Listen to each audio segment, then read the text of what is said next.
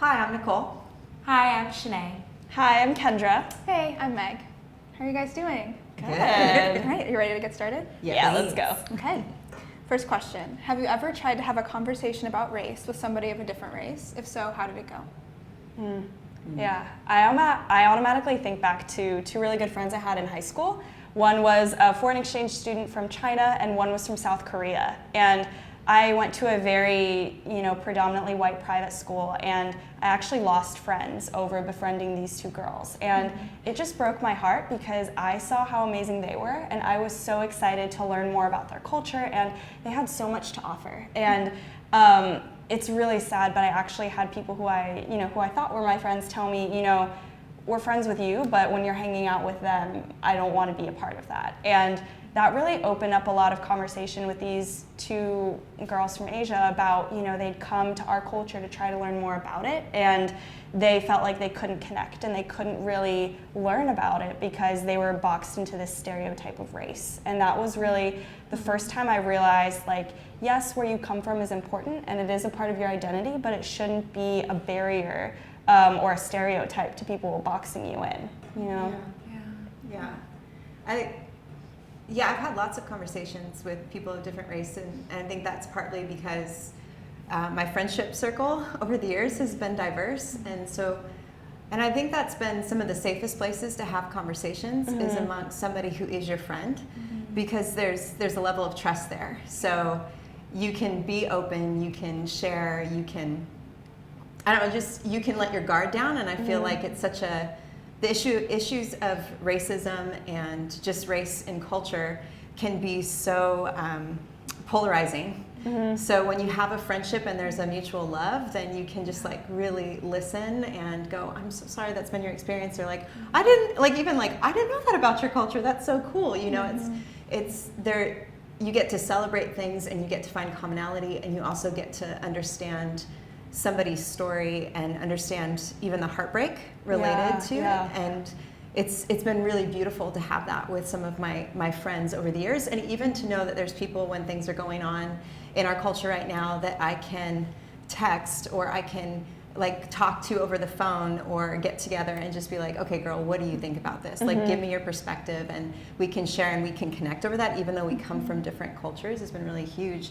And then on the flip side, I am I look like I could be ethnic, but people don't necessarily know that I am Hispanic. And so there's been times where jokes or different things have been said about Mexicans specifically in a party or in a acquaintance setting or even a friendship setting, and people didn't realize that I was Mexican sitting in that conversation, and that's been really hard and frustrating and angry and hurtful and all of it. And I remember one conversation at a party, somebody was making these jabs at Mexicans, and I was like, they don't know. In my mind I'm thinking, there's no way they would be saying this if they knew that I'm Mexican.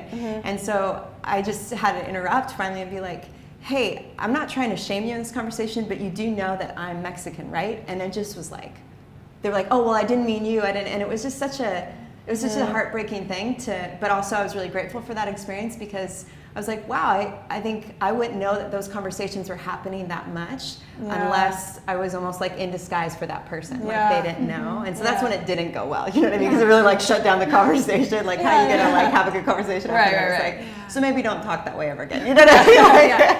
But so I've had the full spectrum. Yeah. Same here. I grew up in Southern California, and so I found that while I didn't necessarily think about race as a kindergartner or it ended up being something on the playground where someone maybe said, oh, we can't play with you right now, and other friends would then say, well, we're going to hang out with her, and it became something, and I would have to go home and ask my mom, well, something happened and I don't know what it's about, and she started having conversations with me, I think, as I grew up, and the conversations maybe changed. And so when I moved to New Jersey, I found that there was a little bit of my being from California, even just assumptions, people were like, oh, so movie stars, and you think that you're better than us, etc. And so it became more about having conversations not only about race with my mom, but then also socioeconomic status and how maybe some of my exposures may be different from other people who either look like me or not. And so I found that these friendships, these friendships with people who were growing up and also asking questions and essentially witnessing history, it was almost as if we had to like go back in history and learn and have like more of like an honesty towards what has happened, because what's happened in the past is essentially happening in different iterations now in the present. Absolutely. Yeah. It's knowing, I think going back in history and then having that bravery, that courageous bravery to look back and ask questions and also share grief. That's Because a real I think thing.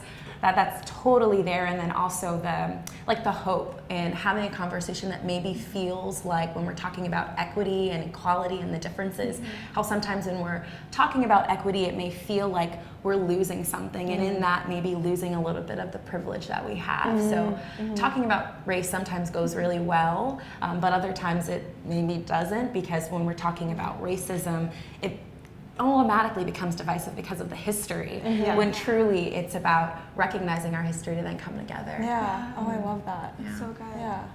Yeah, and I really think like in conversations the best way to approach it is just being open and just like hearing other people out, and just like letting someone share like their point of view without like jumping in, or like you can share your own experience, but just like establishing that trust. And kind of like Nicole, you touched on this, of just like if you have friends that come from different backgrounds, like ask them about it and like really hear them out and like be willing to like step into their culture.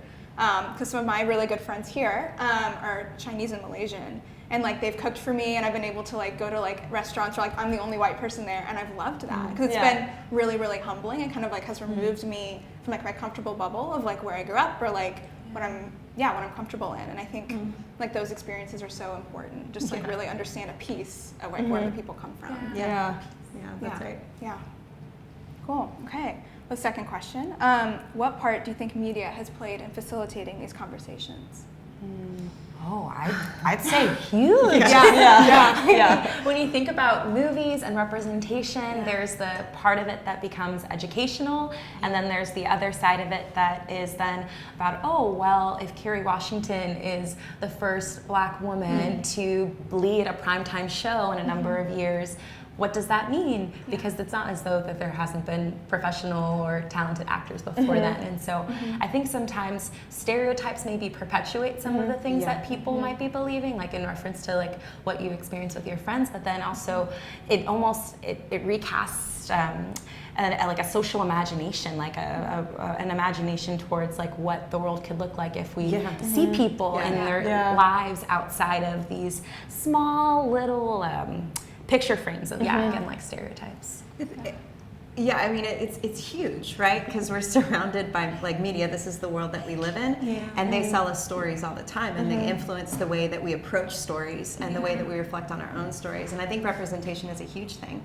I remember like growing up when Jennifer Lopez like became a big deal. That was a big deal for me because it was the first time that somebody had like a figure, and she was proudly Latin, and she was seen as beautiful, and she was able to get roles that I had just never seen before. And you know, it's just funny because it was like you don't realize what you don't see until you see it. And so it was, for me, it was like this big moment, and I like automatically became a fan, whether or not it was all like great work, I don't know, you know, but I was like, yes, sign me up, like gotta support, you know. And even just recently, like, so my husband is Korean, and we went to see Crazy Rich Asians together, and it was like we were excited to see it to support. And my husband like never cries at movies. I cry at like every movie, and so I'm already like weeping, and I'm like weeping because he gets to see a cast of like Asians, and for him walking out of the movie, he's like, I teared up a little, like I got goosebumps, and he was reflecting on it. He's like, this is the first time in my life, I'm a man in my 30s, that I've seen an Asian man who wasn't stereotyped and who was the leading man. Like women desired to be with this man. He's like, I never grew up having that. And it was this really beautiful conversation, but it was also being able to like, as I was walking with him and we're talking about the movie Home, I had this moment where I looked at him and I was like, babe, I'm so sorry. Like at least I had J-Lo, like, you know what I mean? But representation is huge, and I think we have so much more room, like we're just, I think, scratching the surface of what representation can be, and that's why these moments are a big deal, and we have to celebrate them along the way and make room for more of them. And then I think another world is social media. And I think that to me can be the most polarizing, because people love like villainizing very quickly, and because you're removed face to face, you say things typing away that you would never feel comfortable saying if you were actually sitting down with somebody. And so we like lose part of our humanity, I think, in the way that we relate to each other on social media, and we automatically call somebody a racist, or we automatically say racist things, and we just that we lose a little bit of our dignity, I think, in that process. And I think we have to fight all the harder to continue to remember, whatever it is, racism or anything, like there's a person on the other end of this. Like whoever posted this, they're a human. And choose to have a conversation in a way that doesn't continue to perpetuate like bad people, good people, racist, not racist, but make room for the full expression of like, we all have prejudice, we all have experiences, we all have grief, we all have things that we need to come together and we need to reconcile. And I think that's missing a lot today in social media. Yeah, I think kind of going off of social media, but also the new world of everybody's listening to podcasts, and Netflix's, Napoli Ever After just came, and all of these, I feel like there's slowly starting to be more of a conversation around it, but I think it also takes away some excuses, where I hear a lot of my friends say, well, I live in the suburbs, I'm not really exposed to a lot of diversity, and that was kind of their excuse for not knowing much about it and not knowing much about the issues. And I mean, for instance, one of my favorite podcasts I listen to is actually directed towards African American community, and they talk a lot about those issues. And I think it's great to learn and to try to open up your mind and always continue to be educated in that way. And that's something that I think the media and even brands now are slowly starting to show more diverse models. And of course it's not perfect, and we have a long way to go. But I think the media is definitely, it's a double-edged sword, because it can be used to really degrade people and kind of be used, like you said, in a villainous way, but it can also be used to really raise up these conversations and show a different side of things that people might not be exposed to if they live in, the middle of America in a small town, which is also a great thing. So I don't know if it's good or bad. I just think it's changing what people are exposed to, at least, Yeah, that leads really well into the third question, which is how can we make these conversations constructive and not destructive?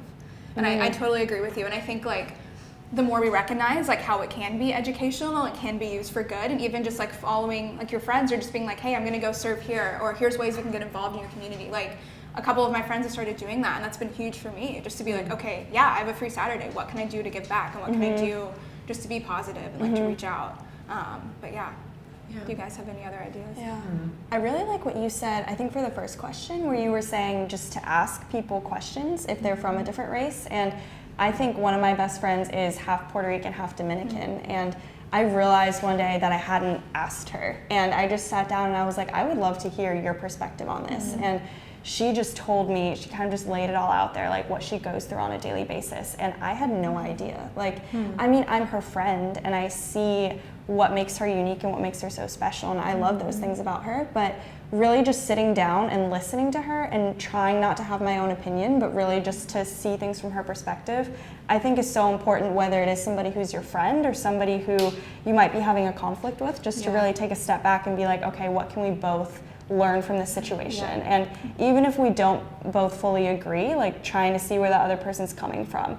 And I think just listening is something that can be so hard nowadays to do, because everybody's so quick to say, no, this is my experience, this is what I believe, this is me. And not that that's taking anything away from your experience, but I think as a society we can do so much better at being like, okay, where are you coming from? And what do you have to say? And I want to learn from you and add that to my own knowledge, instead of trying to force my knowledge and my experience on other people. Yeah.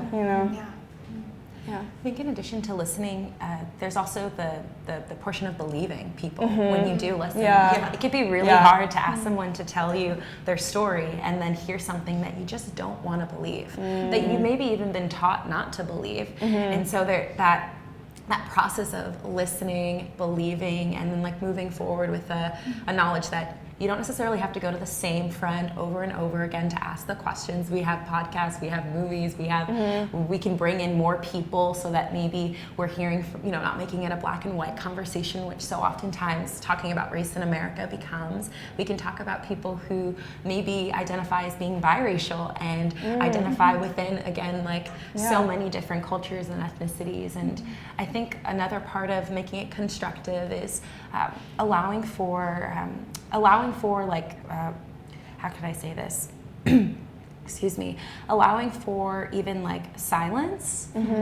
When we have conversations about race, it could be so easy to just want to fill the silence with words. And sometimes we just need to processing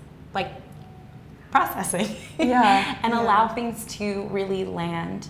And maybe even swallow some of the things that we want to immediately respond with, because there's so much room for compassion and humility and grace, and I think those are the things that make conversations about race worth having. Really so wise. Yeah, everything that you guys have been saying has been so brilliant. I think maybe the one thing I'd add that I've heard in everybody is just really expose yourself to information. Like, we all have our blind spots. They're just different for everybody, because because world is big, but world is also small. Like, it's our family, it's our school, it's our friendship circle. And as we get older, we have opportunities to expand that, but it's our initiative that expands that. So listening to podcasts, reading, but befriending people and getting to know people that do not look like you and that do not think like you is really beautiful.